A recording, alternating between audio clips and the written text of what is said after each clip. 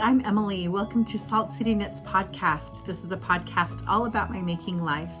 And today I'm very excited to be back with you. It's actually only been a week, so here I am being consistent. Are you proud of me?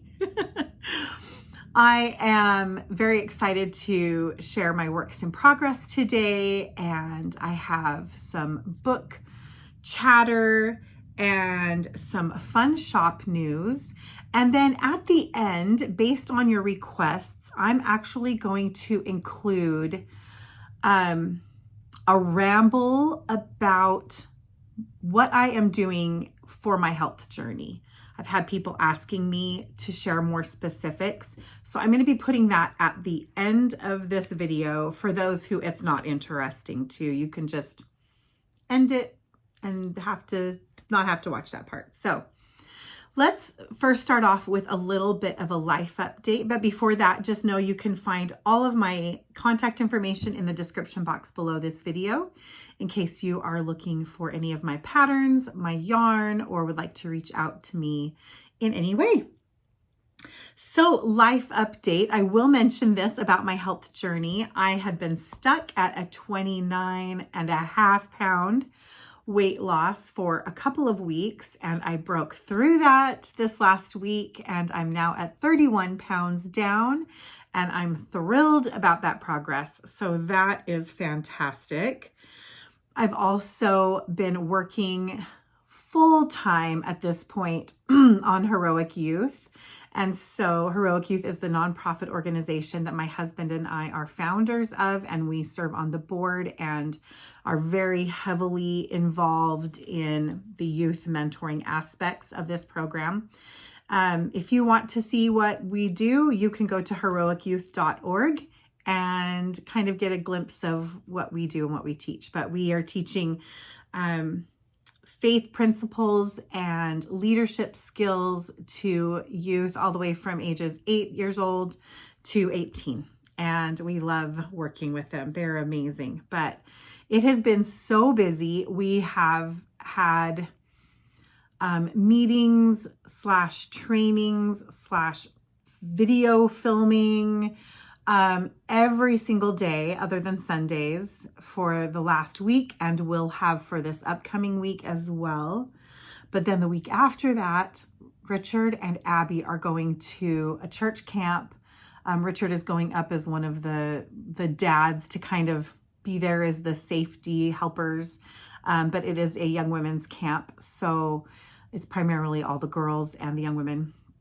And they'll be gone for 4 days, and I am taking those 4 days off as much as I can. It won't be entirely, but it will be mostly me taking those 4 days, and they are going to be vacation time for me as well. So I'm going to try to not have work to do during those 4 days. I'm going to just try and get as much as I can done for my business and for Heroic Youth beforehand so that I can just enjoy it. So I'm trying to kind of come up with some ideas of what I want to do during that time. I'm probably going to go to a movie. I'm sure I'll get together with some friends, probably go out to eat at least once, just things like that. Go for a drive up in one of the canyons. Just take a mental break. I need the mental break mostly. So it's definitely the time where mental real estate is at a premium. I will say regularly, it's not that I just don't have time. I don't have room in my brain for certain things during this season of my life. This is my busiest time by quadruple of any time of the year. So, but our big events are at the end of August. And while we do have things after that, that is kind of the crunch point where things are just so busy. Everything that we've been working on for a whole year comes to a culmination at that point. And yeah, it's a lot to do, but it's a blessing to do it. So let's dive in to my works in progress. I was hoping I was going to have finished objects for you today, but you will see I have made a ton of progress and on my projects. And I also have a new project that I'll talk about as well. So First off, my neon socks. Let's talk about those. I mentioned this last episode, how we did a black light knit night for my knitting group. And a lot of us brought neon yarns. And I finished the first sock of my neon set here. And I have not blocked this or anything. It is a ribbed sock, so it looks extra skinny. But it's super fun, very, very, very bright. And I think it's really fun how it's pooling here in the foot. It's a little bit less that way up here where we're working in the 3x1 rib. But down here where there's a lot of stockinette on the bottom of the foot, you can really see this pattern emerging. And I just think it's really fun. So the first sock, I finished it. And the second sock, I'm actually getting quite far down the foot. So I've made a lot of progress on that. And this has been really fun for me to work on during meetings or on Saturday when we were filming a video, and I am kind of a production assistant when we're filming. And so I'm kind of helping to prep who's on deck, who's going to be in the next scene, get them ready, running through their lines, as well as kind of making sure everybody's drinking water, and because it's hot and we've got to stay hydrated and, you know, things like that. So while I'm doing that, I can kind of sit and knit as well. And so I got, I finished my heel flap and gusset and got to about here just during that filming day. So that was nice. I can definitely tell why people take up knitting and crochet when they're heavily involved in filmmaking, because it's a lot of sit around and wait. So anyway, really fun. Again, about this yarn. This was yarn that I actually won as part of the Knit Along for Summer Sock Camp last year. It's from Always Be Kind yarn. Always Be Kind yarn. And the color is also called Always Be Kind. And it was a sock set. And this very highlighter yellow is also a sparkle yarn, which of course is not showing up on the camera, but it's just really fun. So that was fun to pull out from Summer Sock Camp last year. I never win anything, so that was really fun. And it definitely glows bright. When I finish these socks, I'll have to see if I can borrow my sister's black lights to get some photos of them, because they're really glowy. That yellow gives off light. So those are fun and in progress. I'm sure I'll finish those very quickly. I've only got about 19 rounds left on the foot, I think, before I change colors to my toe color. And actually it's probably more like 17. Anyway, getting close on those. Let's talk about my Diamonds and Rust shawl. This shawl is really coming along. I am on the final border chart. Just to give you an idea, there are 3 border charts. And so I'm on the final one, and I have, let's see, 10 right side rows to go. So a total of 20 rows, and then the bind off left to go on this shawl. And oh, make that 21. I haven't done the return row, the wrong side row. So I'm really coming along. It's very hard to see because it's so crumpled up on the needles, but I will do my best. It looks, of course, quite small compared to what it will be once it's blocked, but it's really, really coming along. And this is such a delight. I am absolutely in love with how it is looking. So here's a picture of the shawl, and I want you to look at the teardrop shape in the border that has kind of the diamond pattern inside the teardrop shape. That is what this part is right here. So this is the top of that teardrop. And now you can see the beginnings of what's going to be the bottom, where it's going to come around and kind of, there'll be the beading that loops around there. So that's how far I am. I think it's absolutely beautiful. The charts are, it's definitely a chart only pattern. If you're somebody who doesn't use lace charts, first of all, I invite you to learn because, I think it's more for visual learners. If you're a visual learner, charts are going to work for you more than if you're like an auditory learner or other styles.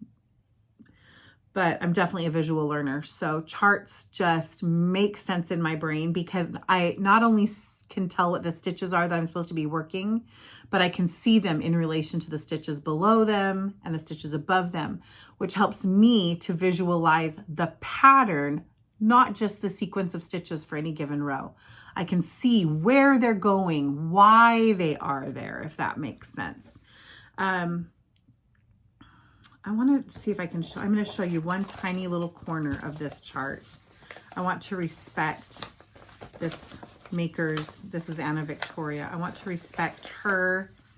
Let's see if I can do this in a way that will respect her making or in her design. Let's show you this. What I can see in this chart is how these stitches stack with each other. So I can tell when I'm placing beads how they're going to relate to the bead I placed before it. I can tell that my center double decrease right there is supposed to center above a bead. When you are just doing written instructions, you can't see that. Now, with experience, you come to expect things like that.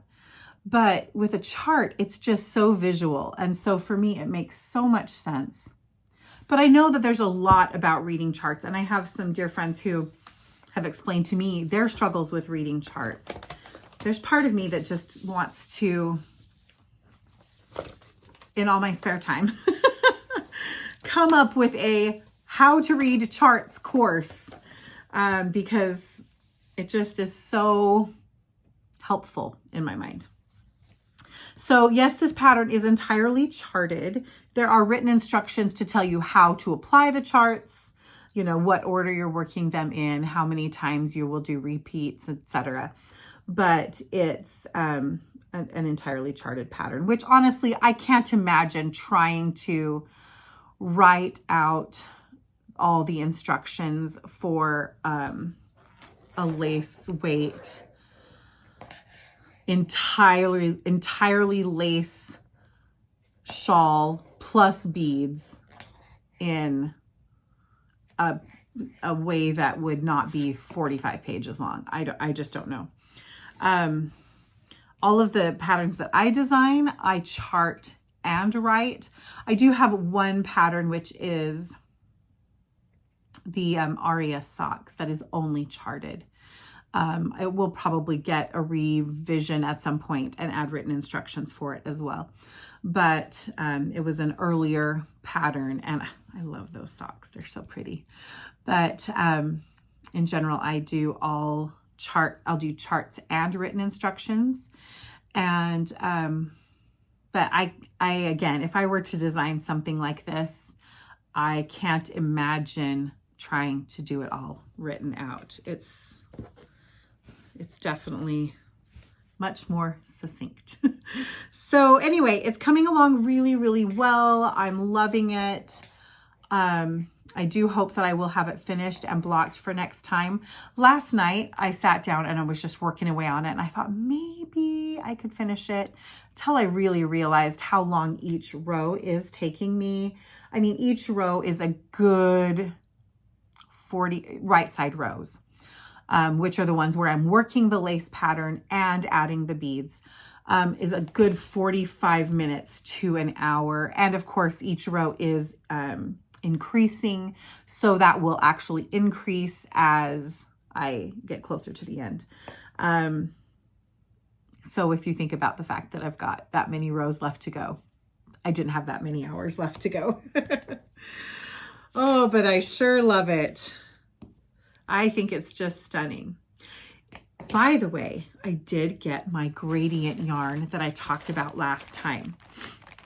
So again, the one I just showed you is the Diamonds and Rust Lace Shawl by Anna Victoria. And my next beaded shawl that I knit, because I definitely will be knitting another one very soon, is going to be the Shield Maiden shawl, also by Anna Victoria. And I got my gradient yarn. This is from Aussie Farmers Market. It's a silky lace. It is BFL Silk Blend 80/20. It has 875 yards. Yep. To 100 grams, which is the same yardage as my 80/20 merino silk. It's beautiful. And look at that beautiful, soft gradient. I will start in the middle with the pink and end on the blue. And I think it's stunning. A word on that. That reminds me. This pattern for Diamonds and Rust, and I'm guessing the Shield Maiden shawl will probably be very similar, has it so that this center diamond lace pattern, you can increase it. You can work this chart as many times as you want to make the shawl as large or as small as you want. I wish, it's so hard to really determine how much yardage you need. I did not know what to expect, how much yardage I would need. The pattern is written with one lace repeat, but then it says, you know, go ahead and work it as many as you want. I went through and looked at a lot of finished objects, and there are quite a few finished objects and Ravelry notes and things like that. And I thought, okay, it's probably a pretty safe bet to do 5 pattern repeats. And that is what I have done. I could have done probably 7 to 9 because I have a lot of yarn left. In fact, I'm going to weigh it and tell you. And now remember, I still have more to go. But let's see. Come on. There we go. I have 60 grams of yarn still out of 100. So I have a lot of yarn. I think I would have preferred it if I had made it quite a bit bigger. I'm not obviously going back. So that is what it is. But when it comes to this one, I am going to know in advance a little bit better about the fact that I can use a lot of this yardage because I really want to get into, I want to get all those colors in there. What else was I going to say about this? Anna Victoria does give some notes about yardage, but I think in this case, she gives, it's so customizable the way that she writes it, in that she is kind of saying fingering weight or lace weight, or, you know, and if you're going to make it this size in fingering weight, like, you know, the basic size and fingering weight, it'll be this much yardage. And if you're going to make the basic size and lace weight, it'll be this much yardage. But then again, lace weights also range so widely. Lace weight yarn, there's everything from like a select lace weight, which is right around, I don't know, anywhere from 600 to 700 yards per 100 grams. All the way up to 1,200 yards to 100 grams.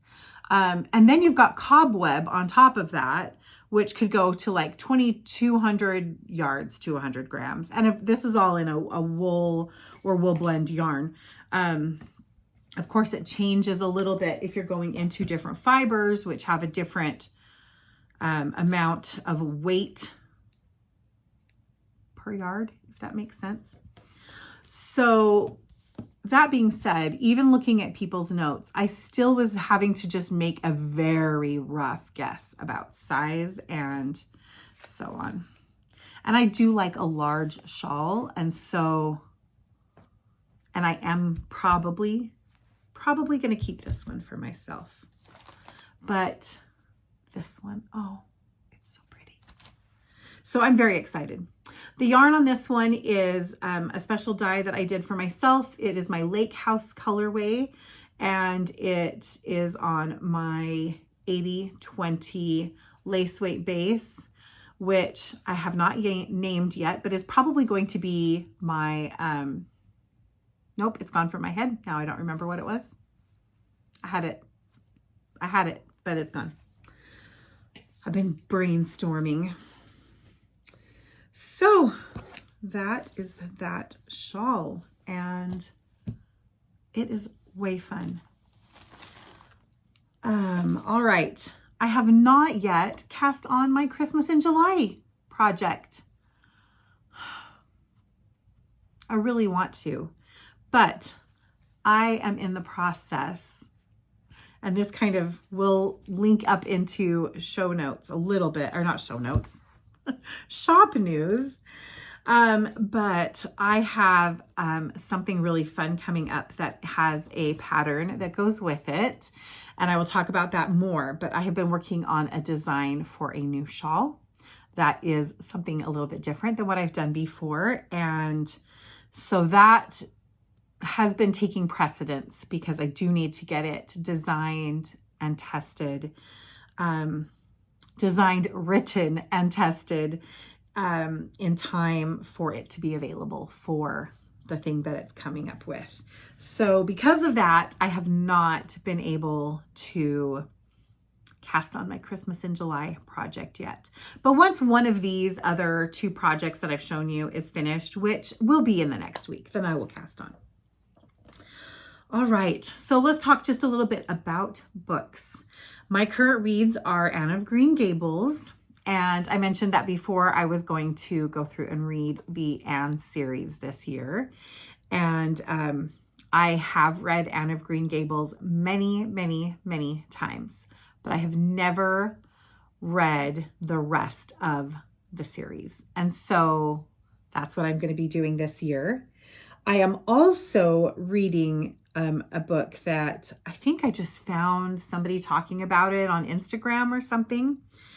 It's called Wayward by Amelia Hart. And it's very much it reminds me a little bit of Practical Magic. It's kind of a generations of women who have some special skills, and they have some magical some skills. And so you're getting to see 3 different women in 3 different time periods, all in the same lineage, all in the same family line, and their experiences. So far I'm enjoying it. It's definitely a fluffy book, but there's nothing wrong with that. So I'm enjoying that. Those are my current reads, and those will be books 17 and 18 for the year. So I've definitely not had a year of as many books as previous years, but I am okay with that. All right, let's talk about some shop news. So first, I have 3 things to talk about. One is that my pattern sale is going on through the month of July. And that sale is that if you purchase 2 patterns, you get 1 for free. And that is on Ravelry only. And so all you have to do is put 3 patterns into your cart. And then when you check out, one of them will be free. It'll be the one that's the lowest price. That's how Ravelry automatically does it. So yes, if you're interested in any of my shawl patterns or sock patterns, hat, what else do I have up on there?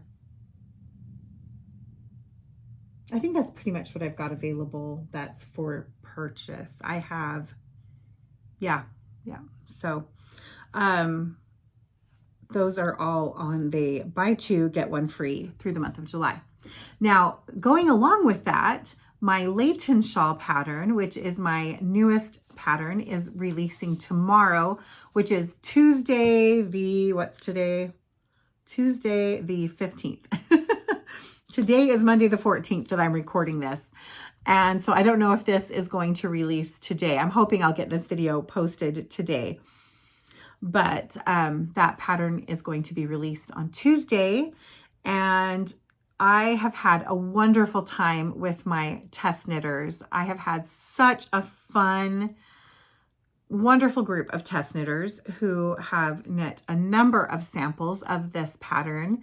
And I have to say, they've been giving me really good feedback. They love that it is not entirely mindless, because you do have some lace, little simple lace every once in a while to keep your interest up, but that it also has a lot of just kind of knit flicks ability.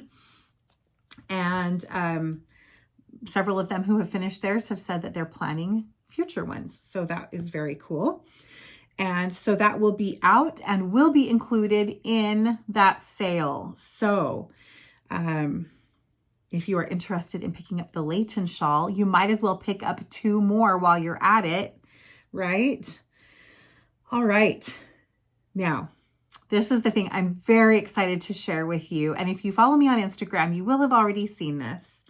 But I have a new box coming up, a new seasonal box. It is going to be called For the Beauty of the Earth. And it will be for the first week of November. So you'll spend November 1st through November 7th opening a little package each day. It will have a mini skein.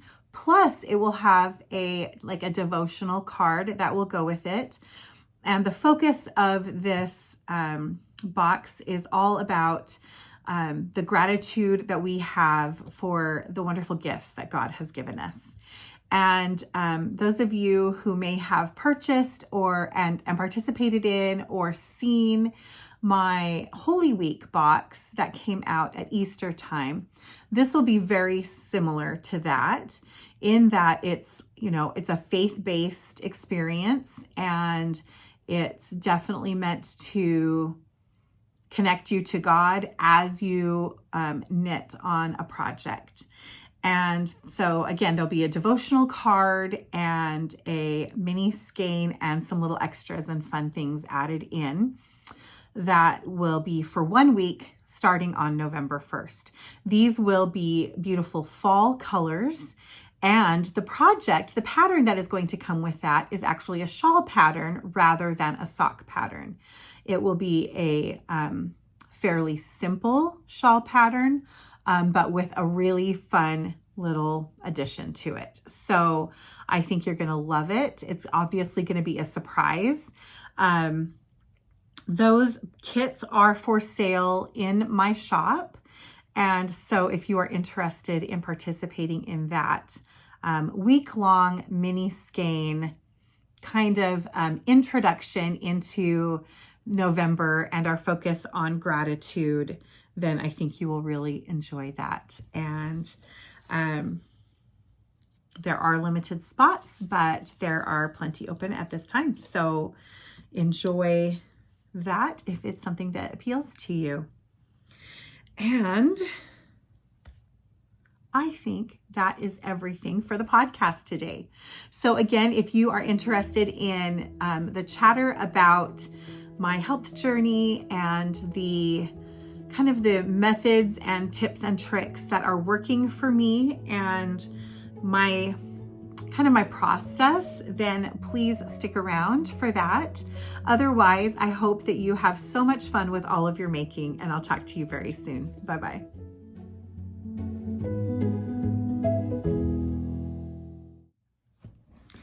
All right, for those of you that have stuck around to talk about this health journey, I just want to say thank you for all of the support you have been giving me. And many of you have commented that you are on a similar journey, or that you want to start or feel the need for that. And so this information is just what is working for me. I am not a doctor. I am not a medical professional. Don't take my word as gospel, but it may be a helpful resource if you're feeling like it's the right direction for you. So I want to give you a little bit of background on me, first of all. I'm almost 5'10". Actually, I used to be 5'10", but 4 children and several years and lots of pounds later, more like 5'9". So I'm tall. And I have always been, I was tall really young. Also, both of my parents are very short. So that means that as the oldest child in my family, from a young age, like 10, I passed my parents up in height. And I have always, for years and years, have felt like I am just this, like, I used to jokingly call myself the Jolly Green Giant when I was a teenager. I've always felt just so large. I also passed my mom up in dress size right about the same time, which felt like the world's greatest travesty to a young child whose feet, clothes, everything are bigger than her mom's. And it was really challenging for me. I also come from the era, many of us do, of extreme diet culture. And I have been put on or deliberately put myself on diets, also starting around the age of 10. So that has been a lot of my life. And I know so many others have dealt with this same thing, but it's really messed with my head. And because of that, it's taking me a long time to heal what's happening here. It's still in process. It's a work in progress. This is the biggest WIP of all time, right? Work in progress. But I've made a lot of strides in that. So over the years, I have yo-yo dieted, fad dieted, all kinds of things, many times. Tried all kinds of the fad diets. And I say fad diet, even though some of these are very widely accepted diets. So for me, anyway, I'll get into that in a minute. But my weight has gone down. It's gone down to a little bit, but I have never, ever lost a large amount of weight. And that is despite extreme amounts of effort. In 2013, I had 2012 into 2013 is when my chronic fatigue reared its ugly head. That's when I first got it. I actually got mono, and chronic fatigue, by the way, is the longer name is post-viral chronic fatigue syndrome, also known as myalgic encephalomyelitis. Long fancy names to say I have a neurological condition that actually shuts my body down with any extreme amounts of exertion or stress. Actually, it doesn't have to be extreme amounts of exertion or stress. It can actually be fairly small amounts of exertion or stress. And that has been really challenging. But just prior to that, I had been doing a very extreme version of a ketogenic diet. And I really do believe that somewhat contributed to that final just kick over to the other side, to the end. I also got mono. I also ended up having to have gallbladder surgery. And so all of those things kind of at the same time, plus high stress in my life and my work life, all of it just combined. And that ended up with me getting chronic fatigue syndrome. And ever since I've had chronic fatigue syndrome, I have had to find a new way of existing. I can no longer do the major push through kind of attitudes in life, because I don't have a push through. I end up flat in bed for weeks to months at a time if I do that. So that really caused me to come face to face with a lot of things. the cool thing is this is also when I started knitting and found my passion in knitting. But I also had to start really learning gentleness with myself. I have never been gentle with myself leading up to that. And I have worked very, very hard to great success in learning to love myself. I truly do love myself. I like who I am. I like me as a person. I'm proud of me for my accomplishments. And that has been, it is a deliberate decision to change your brain to make yourself go that way. It's a deliberate decision. And it was, took me years to get here, of choosing when I would have a negative thought about myself to stop myself and say, I am not going to talk to myself that way. How would I talk to myself if I were a friend of mine? And force myself, even when it felt so uncomfortable and I felt like I was lying about things. It was almost a fake it till you make it kind of a thing, but in my internal dialogue. And that really made a lot of difference. During that time, I made a decision not to fad diet again, that I would not starve myself. I would not do crazy extreme diets ever again, because A, they don't work.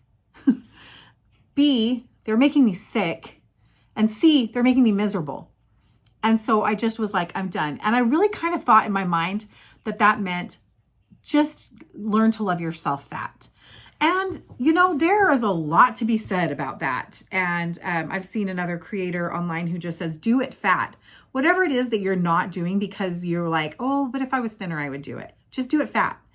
And there's some things about that that really appeal to me. And I think that there's parts of that are so healthy mentally to just accept and love who you are now. But that being said, also not being able to exercise and also kind of trying to just embrace who I am, the pendulum kind of swung the other direction. And over the years, over about 10 years of time, I gained an additional 60 pounds. And that it got to the point where that extra weight combined with my chronic fatigue was it was reducing the life that I wanted to live to a very, very, very small life. I'm somebody who still does a lot, despite these challenges. I do a lot of mental work. I do a lot of writing. I do a lot of training, a lot of talking, a lot of teaching. But I want to hike. I want to dance. I want to play with my grandson. I want to reliably be able to get up and down and be comfortable in any given chair. I want to not be in pain all the time from the extra weight. And all of those things were really, really building up. In 2023, I made a decision that I was going to get weight loss surgery. And I started to pursue that. And in the process of that, I was at a point where I thought, okay, I love who I am, but I want more for myself. I want to change my life, not because I feel like I have to punish me because I'm not good enough, but because I love myself and I want more for me. And because I had so many bad experiences with not being able to lose weight, reliably, and for sure not keeping it off, I thought that was really going to be the way that it was going to happen for me. And so I started to pursue that. I started to meet with a weight loss surgeon, and his recommendation, in order to have the surgery, I needed to lose 10% of my body weight before that. And guess what? Keto diet. That was the answer for him. That was the recommendation. And I followed that recommendation. And I had some success with it. I actually lost about 30 pounds rather quickly, and felt pretty good on that diet. And I felt like, and it was a far less extreme version than the one I had done before. And so the sad thing about a keto diet is I personally do not believe it is a sustainable lifestyle. For me, it for sure is not.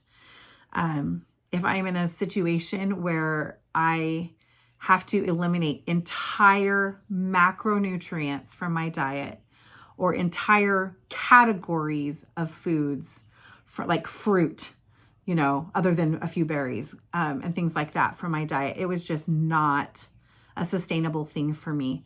In addition, that weight loss slowed down to almost nothing after time. I did end up reaching, I'm getting ahead of myself. Once I reached about 30 pounds, he was like, all right, you want to schedule your surgery? And I said, actually, I want to see if I can keep going with this because, I didn't love the idea of permanently altering my body. And I am not opposed to that for other people. I don't want to ever say that these are things that other people shouldn't use. I'm sharing my own experience. But I want to continue with this and see how I do. So I did continue with it. I did end up losing about 45 pounds. And at that point, I was not losing any more. And then, especially those of you who have been following along with me for a while would know that right around then is when my husband lost his job. Well, no job now means I am not spending tens of thousands of dollars on a surgery that I need that money so we can be alive. I couldn't pursue that. I also could not continue with the expensive way that I was eating at the time. And it just, over 2024, with Richard being out of work, we survived for that year. That's what we did. And there were a lot of things that were really interesting to me because when I went off keto, my mood improved so drastically that I didn't realize how bad it had been. My energy level improved so drastically, I didn't realize how bad it had been. But then I also started to gain weight, and I gained all that weight back that I had lost. The 45 pounds, I gained that plus 0.2 pounds more. So luckily not more than that, but I gained it all back. So then I was right back where I started. But here's an interesting thing. And this is a long, long ramble. So if you're not interested, I hope you just are like, yeah, bye, Emily. But I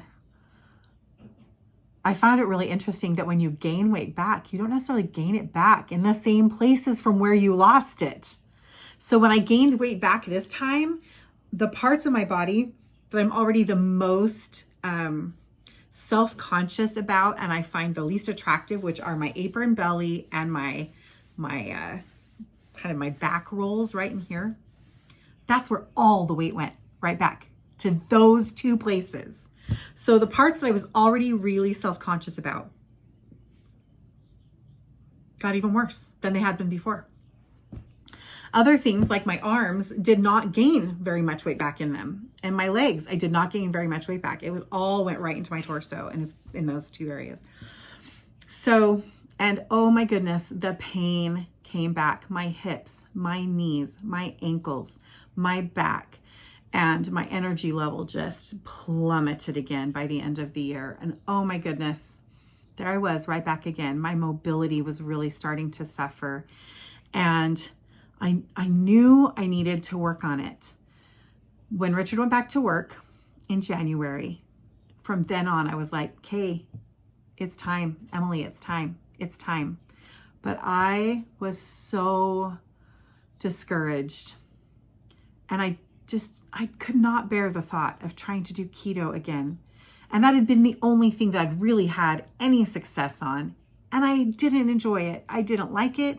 And I thought, is that really the only choice, is to live like that for the rest of my life? Because it really doesn't feel like a livable thing.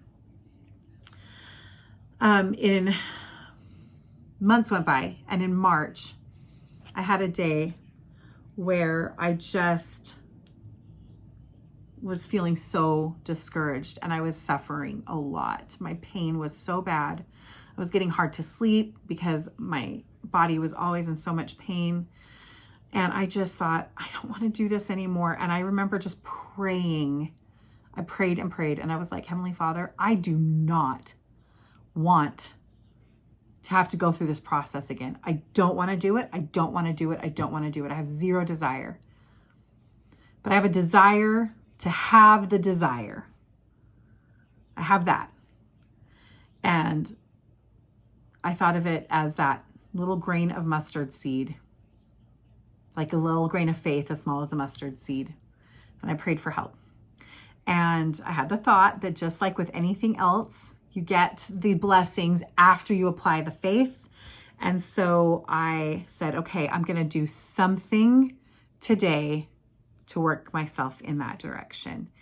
And I honestly don't remember exactly what I did. I think I was like, okay, I'm going to make sure I eat some vegetables today and I drink a lot of water, and I'm going to try and move around my house a little more. I really was getting very, very stationary, very, very stationary. And amazingly, within that first day, I started to get that spark. Not amazingly. It's exactly what I got, the blessing that I asked for. And I started to have that little spark of desire. I ended up having a 3-hour phone conversation with a friend of mine that night. And she was sharing some great experiences she was having with improving her health. And while her method is not the same method that I am using, it really just ignited that little bit more. Yes, I can do something. And I just started making efforts. In that first few weeks, I decided to make the effort of making sure I was eating 5 servings of vegetables a day. And again, really concentrating on drinking a lot of water. I didn't start limiting anything yet. I just focused on adding the vegetables and making sure I'm drinking a lot of water. I also started getting up from my chair at my desk or from knitting, or I'm sitting at a table here that I do a lot of my design work at, here in my studio, any of these places that I would just try and every hour make sure I got up and just walk around the house a little bit. Very, very, very baby steps. I also started writing things down and recording my thoughts and talking to myself about things. And in the first week, I lost 2 pounds. And then I thought, okay, I'm making progress. And a thought kept coming into my mind. I know I want to find out more about GLP-1 medications. And I really felt like that was inspiration, that was God speaking to me. And so I started to do some research, and I found, I'm going to share some of my favorite resources. These are all Instagram resources, but there is a content creator on Instagram. Her information is right here, Susan Bryan, MD. And she is an endocrinologist who is also a researcher on GLP-1 medications.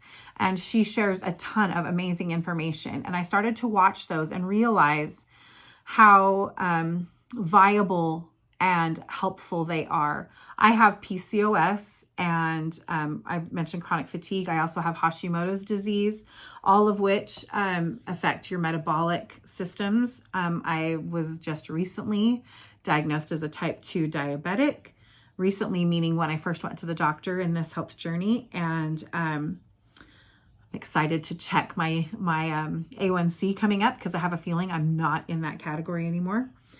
So I had all of these things that affect your metabolic systems, and that is exactly what GLP-1s are designed to assist with. And so after doing all this research, I made an appointment to, part of this was just take care of my health in general. I had this thought, by the way, I'm sorry, this is so rambly, but I had this thought earlier on that was, you keep saying you love yourself, but are you showing yourself that you love yourself, Emily? And I'm like, oh man, because I have said before many times and believed love is an action word. It's not just a feeling, it's an action word. And I was having the feeling, but was I taking the actions to show myself that I loved myself? And so in addition to trying to lose weight, I also got a mammogram for the first time. I went and had my, female doctor workup. I I've been to the I've been working with a dentist. I'm trying to take care of lots of different things. I'm getting an appointment with a dermatologist, some different things like that. So I'm trying to really take care of all of me.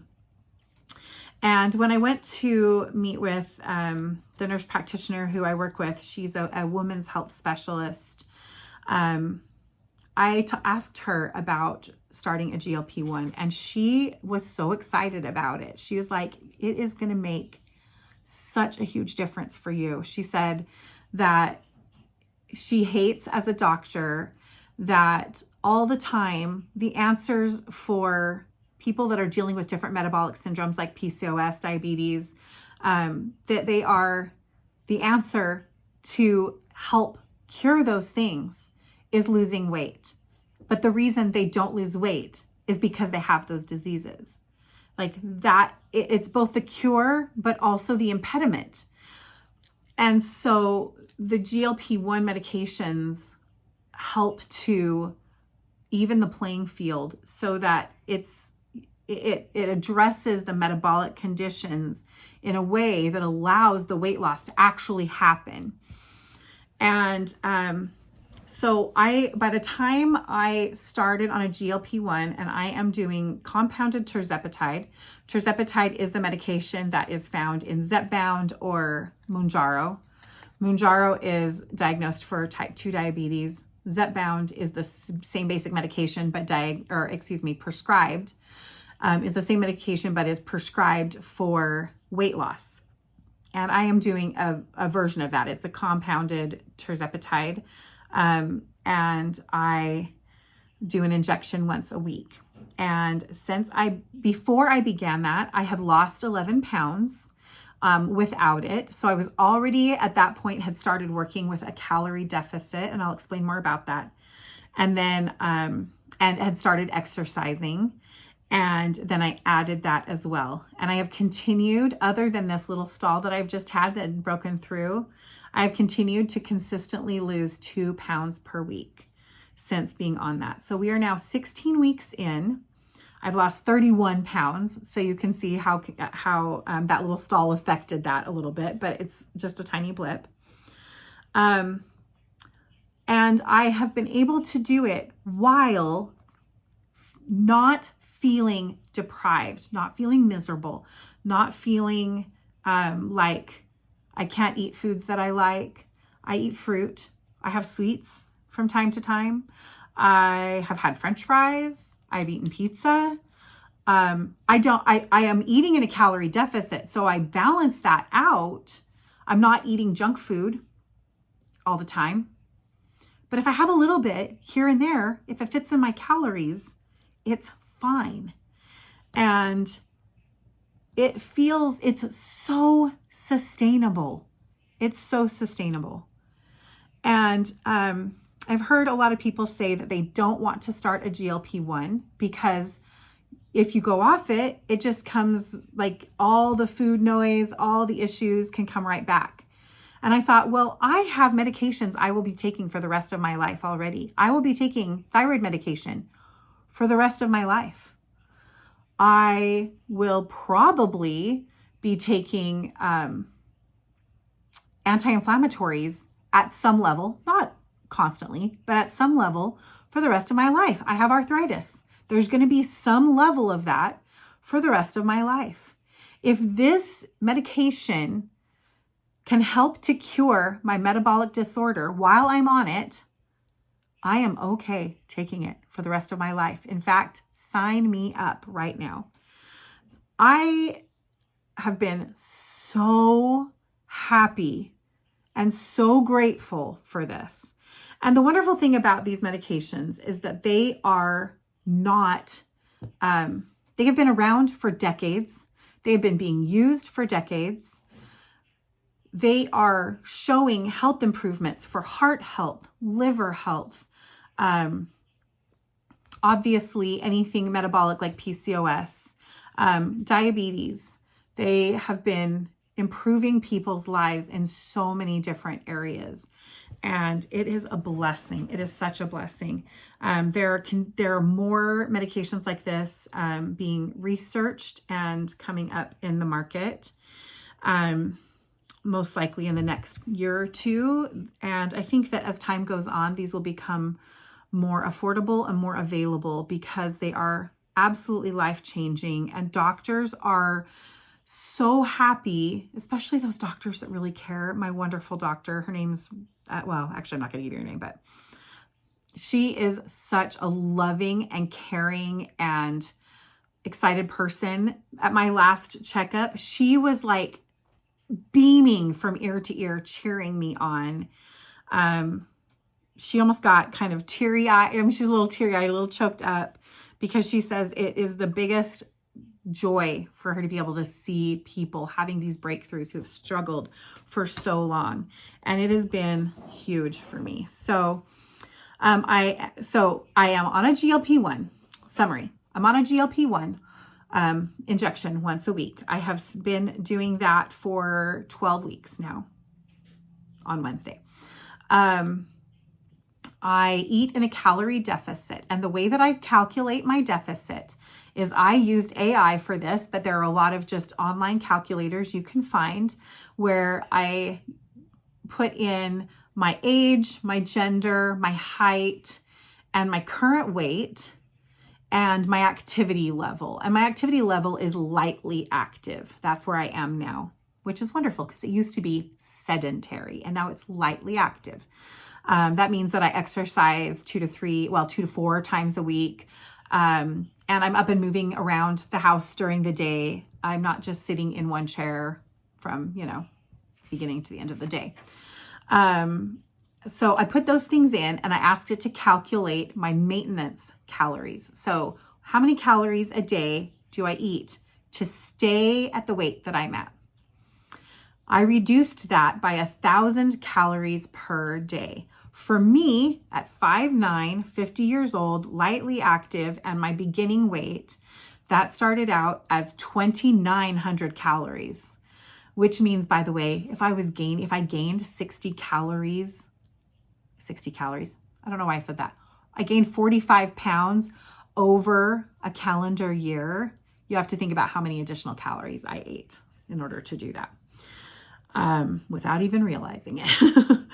So for me, I've decided to reduce that by 1,000 calories at this point. As I get smaller, your maintenance calories go down. I will probably not continue to keep 1,000 calorie deficit per day. But for now I am, and that means 1,000 calories per day adds up to 7,000 calories in a week. Each pound is 3,500 calories. So that means 2 pounds per week, which is, as you've seen, what I have been doing. So my calorie deficit is working. In order to improve your calorie deficit, if you are a shorter, smaller person, your maintenance calories will be lower. You can improve that margin with exercise. You can increase your activity level. You can also decrease your expectations of how fast, because fast is not the goal. For me, at this weight, 2 pounds a week is healthy. But if I only had 40 pounds to lose, 2 pounds per week would not be a healthy weight loss pace. A half to 1 pound per week would be a really healthy pace. And so you really need to be reasonable. We always want things fast, but I've really changed my mind from fast to, I don't want it fast, I want it forever. And so that's my brain. That's where my mindset is now. And so fast is not the goal. Forever is the goal. So, that's how I calculate my calorie deficit. During a season where I was having a chronic fatigue flare, my activity level went way down, and I actually reduced my calorie my calorie goal by 100 calories per day more, because my maintenance calories were lower based on that. And so just to give you an idea of how you adjust. And then Exercise. I exercise, like I said, and I say 3 times a week, but it's give or take one. So for exercise, my exercise style is hilarious, honestly. It's so me. Sometimes I go to the gym, I do treadmill, I do some weights. Sometimes I exercise from home. Most of the time it's actually from home. And I turn on music and I basically dance. That's what I do. And I am not a dancer, as in I have no training and virtually no skill. So it's not something I would ever record for anybody else to watch. It's not something that I am interested in having an audience for in any way, shape, or form. But I just dance around. And I also do some free weights at home and things like body weight squats and lunges. And I have some leg strengthening exercises that I do. If you want some really good, very, very beginning exercises, just to barely get you started, I call these my grandma exercises. And you will want to follow the creator named Justin Augustin. His name is right here. You can find him on YouTube, Instagram, TikTok, Facebook. You can find him pretty much anywhere. And he has some very good, really basic exercises. And that's how I began. Now I also like to find like dance cardio videos and try to copy them and fail spectacularly. But I dance. That's my primary way of exercising. And again, with also adding in weights and things like that. Sometimes with the dancing, sometimes separate. It's kind of unhinged, but it's fun. And it's really my style because I have always been so bored by exercise. It is just not creative. It's not, I don't know. It's just, I have no happy memories of exercise as a young person. You know, sports have never been my thing. It's just, I haven't found the thing. But dancing is really fun. There's actually a dance studio here in Utah that someday I am going to go to. It's called Ebb and Flow Utah. And it's designed to be anybody's welcome. It doesn't matter what your size, your experience level, anything. Come and dance with us. I will get up the courage to do that someday. I'm not there yet, partially because I still don't have enough stamina where I could probably make it through a whole class. But at some point, I'm going to go. And then some of my habits that have been really helpful with eating. I eat the most boring foods, but I eat the ones that I like. I say boring. The foods aren't boring, but I don't switch it up a lot. I kind of like find a thing that I like and I just eat it all the time. And then I start to get bored with it. And then I find a different thing and then I just eat it all the time.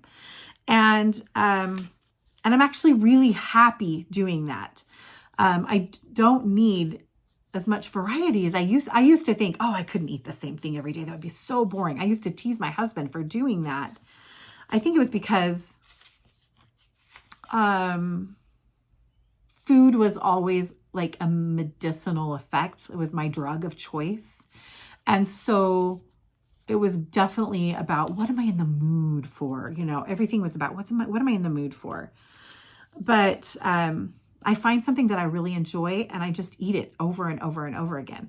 So I have a couple of different meals that I really love that I just eat all the time. I have a kale salad. It's a copycat of the Chick-fil-A Kale Crunch salad.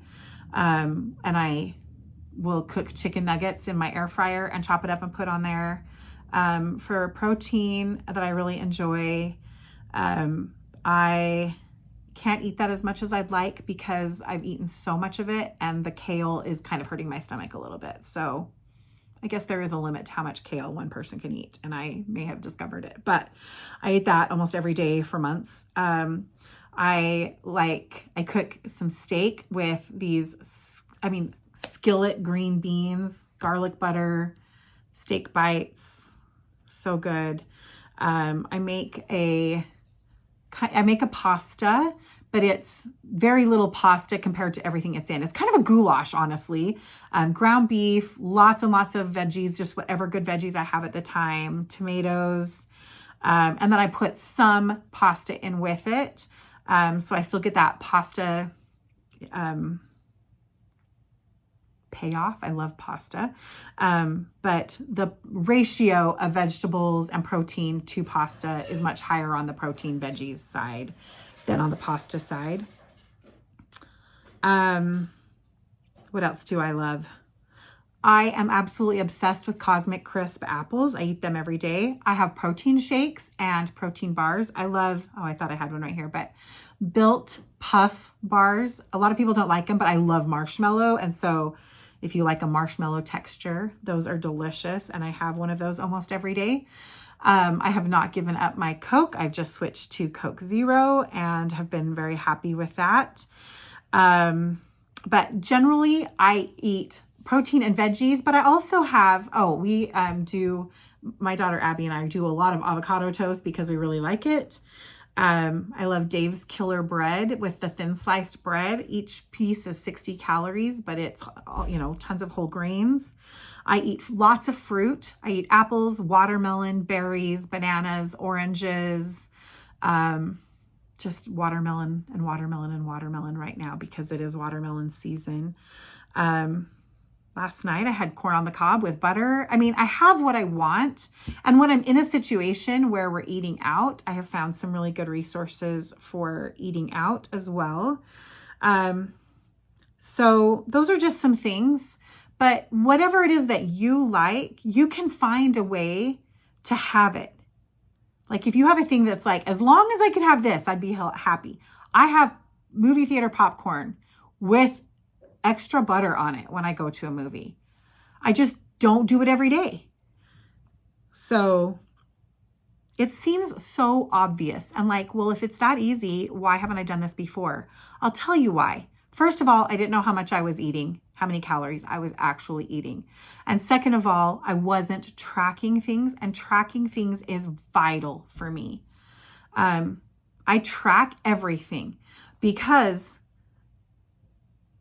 I am still training my brain to know what the limits are, what the food actually looks like, what the amounts are, quantities. I'm getting good at it, but I have to overcome 50 years of not paying attention to that, or paying attention to it in a way where it was only less. It was only about eat as little as you can, right? And certain foods being bad foods, and you can never eat that. Like, I'm being bad. I'm having a piece of cake. I had some cake this morning. It was totally fine. I just tracked it and including it in my calorie count. And I'm not going to eat a lot of junk food today. I'm going to make sure that was not the start of a trend of only eating cake all day, So, but to me, the big thing that makes it possible for me to stay on all of this is being on that GLP-1 medication, because it turns off that part of my brain that is insatiable. It turns off the part of my brain that is constantly craving. I just feel in control and able to logically make decisions, not have to make them based on emotions and cravings and so on. In addition, my blood sugar is so nice and stable. I don't have the big spikes and crashes anymore. I mean, it's just a miracle. I hope any of this was helpful. This was such a long ramble, and you may have a lot of questions. Feel free to ask questions. I will do the best I can to answer them.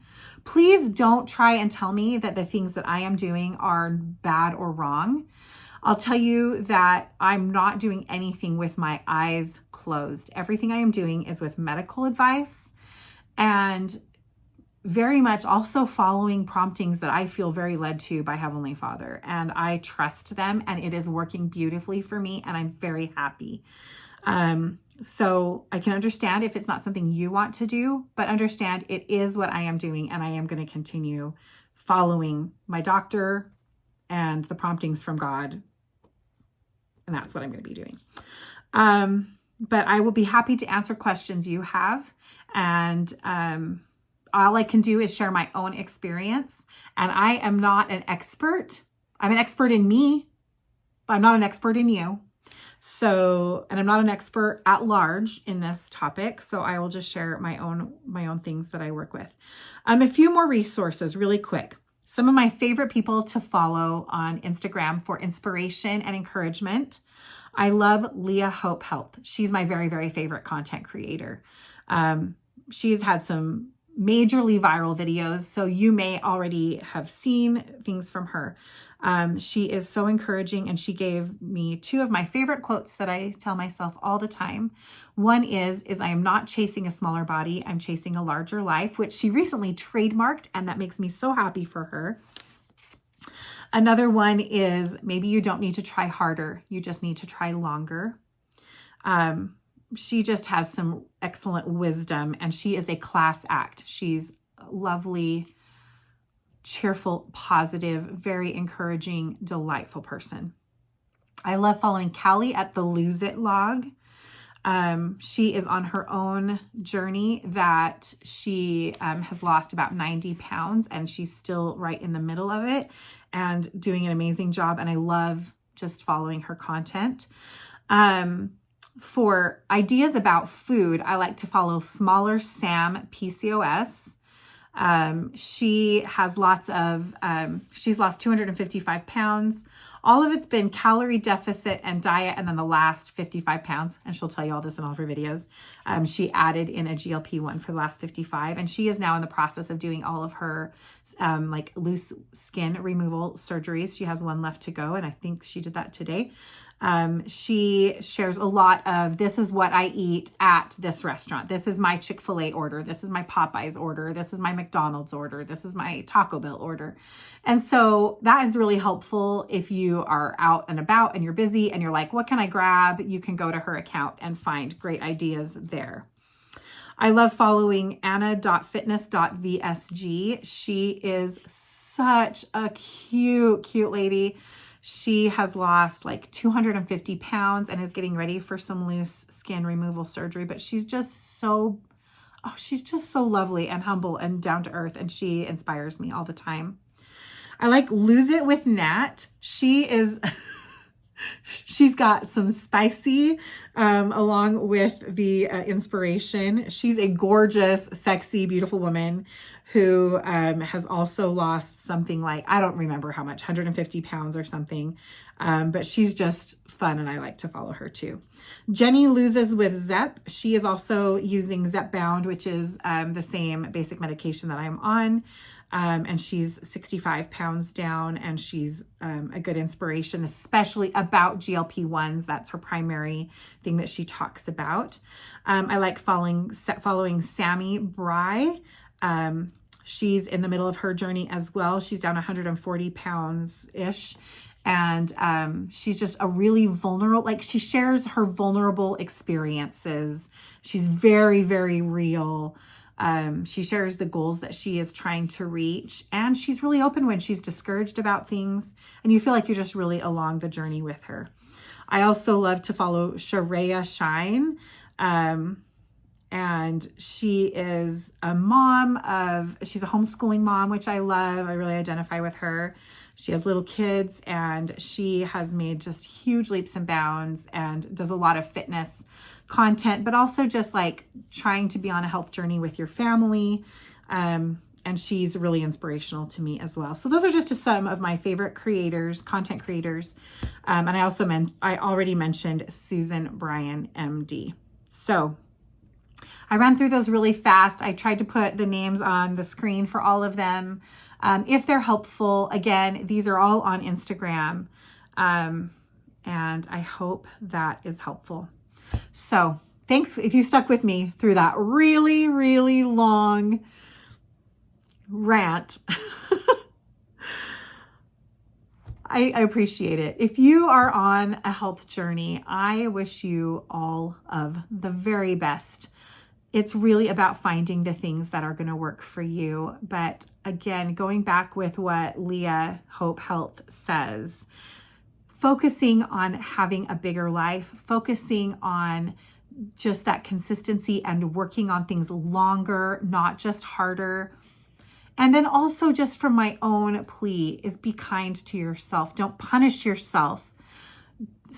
change the attitude that you're good or you're bad based on your food. Food is morally neutral. It's just food. So eliminate that from your mental dialogue if you can. And love yourself. Really, really love yourself. Any changes you make, please do them because you want more for yourself rather than you feel like that you need to punish yourself. That changes everything. It changes everything. And it helps us to be so much kinder. And when we have our days where we don't do as great as other days on meeting our goals, it's not because we're morally inferior or that we're bad or that we're bad at this or that we're a failure. It just means today was not my perfect day, but I have tomorrow and the next day and the next day and the next day, and I just get to keep going. And that it really can make a huge difference. So thanks for bearing with me. I hope you have a great week, and I'll talk to you all soon. Bye-bye.